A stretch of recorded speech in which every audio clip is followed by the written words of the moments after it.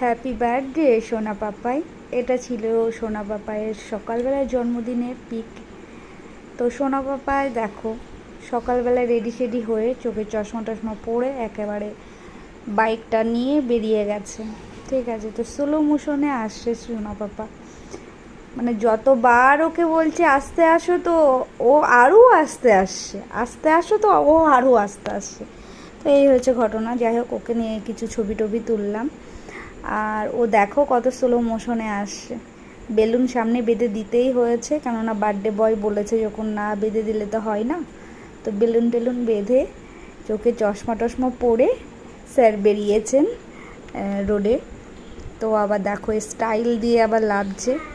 যতবার বারণ করছি ততবার না, ও গাড়িতে বসবে না, লাফতেই হবে। তারপরে দেখো কত সুন্দরভাবে চালিয়ে ও গাড়িটাকে নিয়ে আসছে।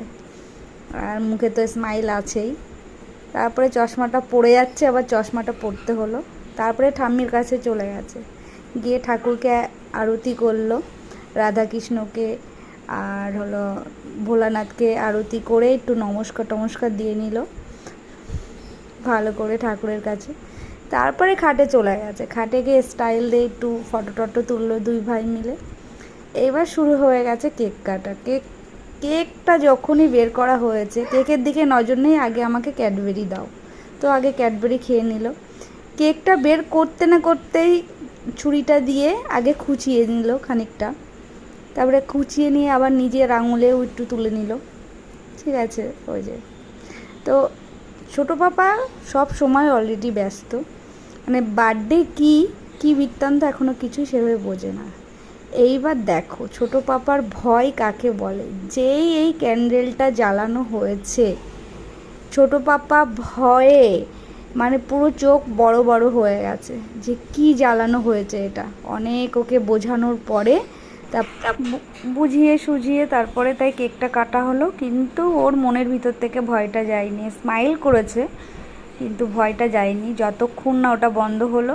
বন্ধ হওয়ার পরে পাপা যখন ওটা তুলে নিয়েছে, তারপরে ও কেকটা সুন্দরভাবে কেটেছে। ঠিক আছে, তো এটা ছিল পাপার ছোট্ট করে একটা ঘরোয়া বার্থডে।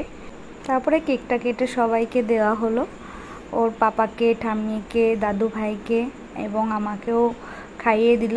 কিন্তু পাপা কিন্তু নিজে একদম একটুও খায়নি, একদম নিলই না গালে কোনো মতে।